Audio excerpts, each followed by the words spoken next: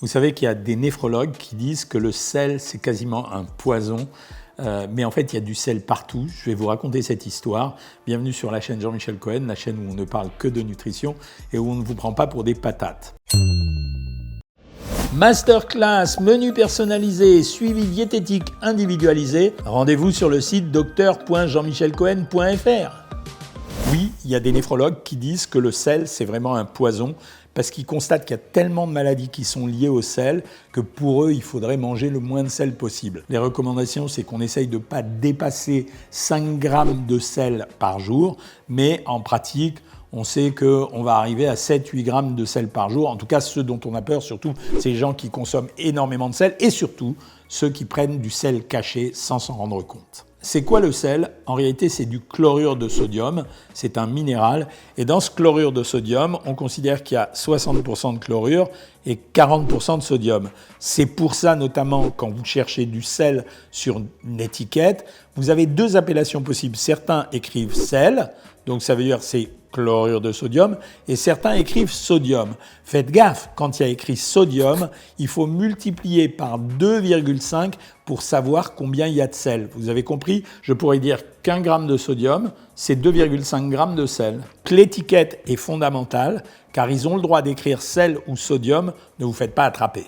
Pourquoi j'insiste sur la notion de sel caché? Après, je vous raconte pourquoi c'est pas bien de ne pas avoir trop de sel. C'est parce qu'en réalité, le sel de notre alimentation, il représente à peine 20 à 25% du sel que nous consommons.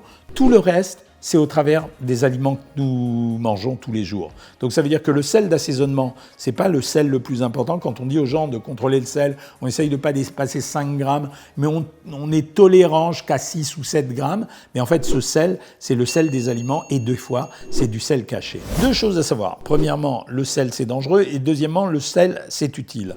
Premièrement, le sel est dangereux. Pourquoi ? Risque parmi les plus grands risques, le sel, c'est un des responsables de l'hypertension artérielle parce que pour accompagner le sel qui circule dans notre sang, vous êtes obligé d'avoir de l'eau avec pour le diluer. Donc, il y a plus d'eau qui circule dans vos vaisseaux, donc il y a plus de pression dans vos vaisseaux, donc hypertension artérielle. C'est pour ça que tous les hypertendus, on leur conseille de manger peu ou pas du tout salé. Ou la deuxième chose, c'est les gens qui ont des insuffisances cardiaques, c'est-à-dire dont le cœur ne marche pas bien, c'est la même chose, on leur conseille de manger peu ou pas salé.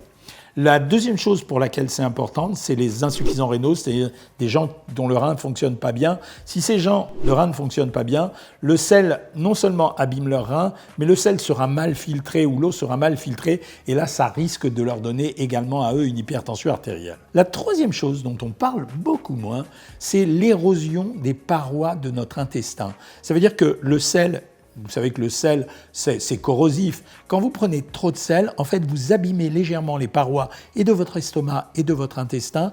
Et en même temps, quand vous les érodez, c'est pas le plus important, c'est pas seulement de les abîmer, ce qui est grave déjà en soi, c'est que ça le rend beaucoup plus perméable. Et on sait aujourd'hui qu'une grande partie des cancers sont d'origine environnementale. Et si votre intestin est trop perméable, plus de substances environnementales toxiques risquent de passer dans votre sang et donc vous risquez plus de maladies. Donc le sel, ou l'excès de sel, c'est pas une très bonne chose. Par contre, le sel, c'est utile parce qu'il sert à véhiculer l'influx nerveux, parce qu'il alimente ce qu'on appelle la pompe à sodium. C'est celles qui font tous les échanges des cellules entre la membrane cellulaire et le sang. Donc, si jamais il n'y avait pas de sodium, par exemple, la cellule fonctionnerait très mal. En fait, quand vous avez, par exemple, une chute brutale de sodium, vous êtes en réanimation. Et ce que fait, la première des choses que le mec fait en réanimation, le médecin, ça va être de recharger immédiatement en sel. Le sel, il sert également au fonctionnement du cerveau. Les gens qui sont en hyponatrémie, c'est le terme chic pour dire un manque de sel, sont des gens qu'on peut retrouver parfois chez eux complètement confus.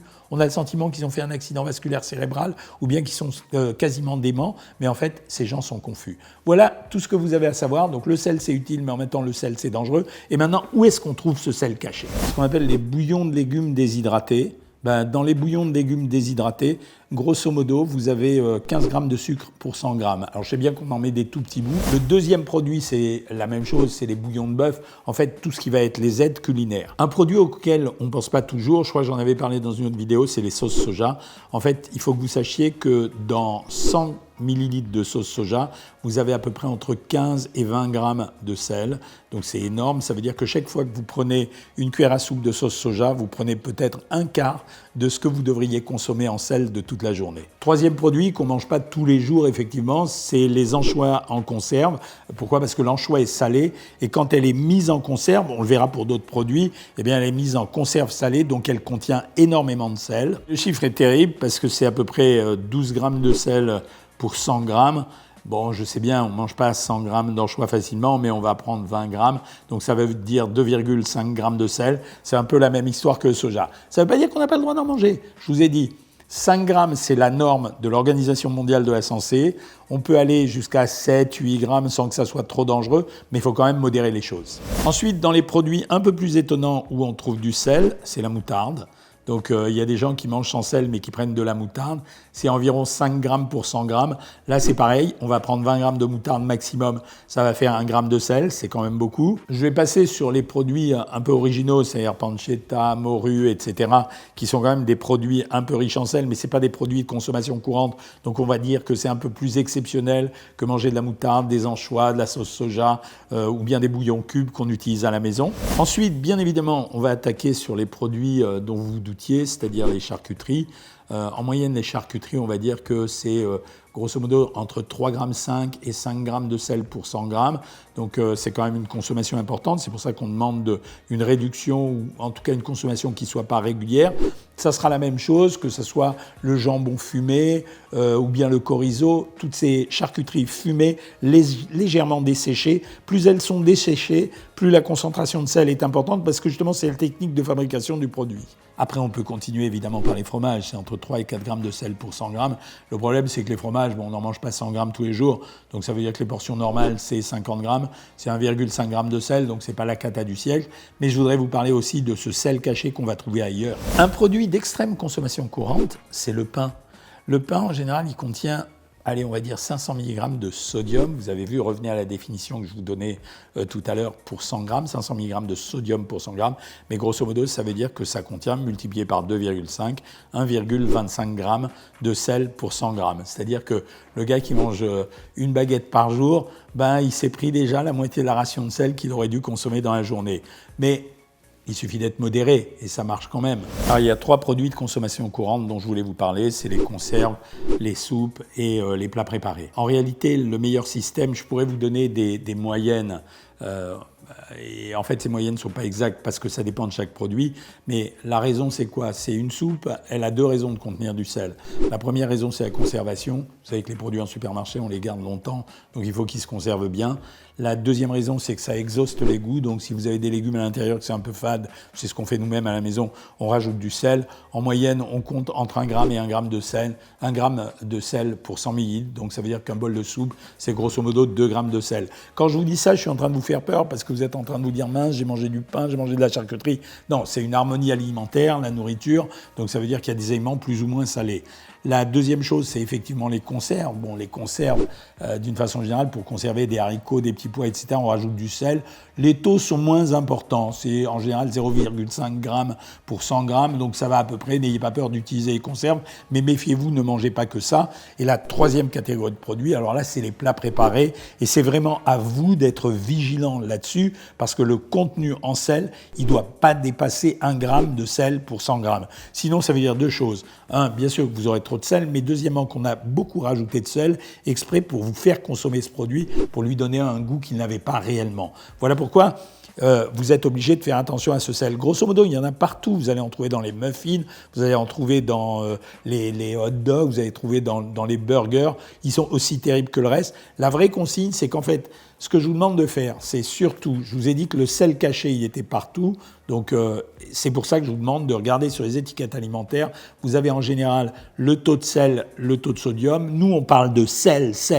Donc, ça veut dire qu'on essaye, allez, je vais être très large, on ne dépasse pas 5 à 8 grammes par jour de sel. Et pour savoir s'ils ont voulu tricher avec vous et qu'ils ont marqué sodium au lieu de marquer sel, votre boulot, c'est de multiplier le taux de sodium, le chiffre de sodium par 2,5 et vous saurez ce que c'est. Dernière catégorie de produits sur lesquels je vais insister, ce sont les eaux gazeuses. Les eaux gazeuses. Alors, il y a plein de gens qui disent l'eau gazeuse désaltère. En fait, elle désaltère plus simplement parce que la présence de sel et d'eau permet de conserver plus l'eau et le sel dans le corps. C'est-à-dire cet équilibre, il est, contrairement à ce que pensent certains, cet équilibre, il est favorable à garder l'eau dans le corps également parce qu'il y a du sel dans l'eau gazeuse. Donc c'est pour ça que les gens pensent que ça, certaines personnes pensent que ça les désaltère plus. Les patronnes des eaux minérales gazeuses, celles qui en contiennent le plus, c'est Vichy Célestin, Saint-Thior et l'eau d'Avis. Pour vous donner une idée, on est entre 1,2 et 1,7 g de sel par litre, notamment pour l'eau de Saint-Thior. C'est quand même beaucoup, surtout pour des gens qui boivent beaucoup. Vous voyez, et ça, on ne le perçoit pas tout de suite. Par contre, vous avez des eaux gazeuses qui sont très peu salées. Salvetti, qui contient presque rien, c'est-à-dire 0,5 mg par litre, donc c'est que dalle. Perrier, alors très impressionnant, Perrier, il n'y a rien, 9,5 mg par litre. Et San Pellegrino, 33 mg par litre. Donc j'ai regardé pour vérifier et pas dire de bêtises, pour pas que les gars qui font ces eaux soient mécontents. Donc voilà, ces eaux minérales gazeuses, à limite, bon là, il y a de l'acide, du gaz carbonique, c'est pas très grave, donc vous pouvez les prendre. Les autres, on s'en est servi dans le passé, dans certaines maladies rénales, notamment dans les calculs rénaux. On conseillait aux gens de boire de l'eau de Vichy Célestin parce que ça permet de diluer le calcul, mais ce n'était pas un truc majeur. Voilà, ce que je voudrais vous dire, c'est que je voudrais vous alerter quand même sur le fait qu'on vous parle toujours de la graisse, du sucre, on vous pourrit la vie avec ça. Le sel, ça a aussi un potentiel de danger, on aime bien ça, c'est utile à la vie, mais faites quand même attention parce que vous savez contrôler quand il y a trop de sel. Le sel caché, pour le contrôler, vous devez être vigilant. Voilà, si vous avez aimé cette vidéo, vous likez, vous partagez, vous vous abonnez, etc. Et puis surtout, vous me donnez des conseils, des commentaires et vous me proposez des idées de vidéos pour que je puisse vous donner les réponses à vos questions. Et le petit conseil Savoir Maigrir habituel, tous les abonnés de Savoir Maigrir le connaissent.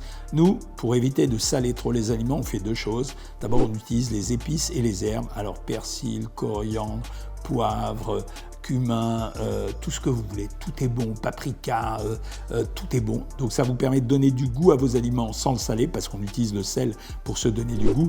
Et deuxième petit truc, il y a des gens, alors ceux qui ont des petites pathologies spéciales, ceux-là, on peut leur conseiller les sels diététiques, en général c'est des chlorures de potassium. Bon, ça n'a pas vraiment le goût du sel, mais ça le remplace un peu. Par contre, un truc que je vous demande de ne pas faire, ne prenez pas ces sels mélangés qu'on trouve en supermarché avec des herbes et, vous savez, en réalité, bon, ils ont dissous le sel dans des herbes, mais souvent les gens en mettent autant que ce qu'ils mettraient dans le sel, ils en mettent plus, c'est tout. Voilà, c'était Petit Conseil Savoir Maigrir. Et moi, je vous dis à bientôt les amis.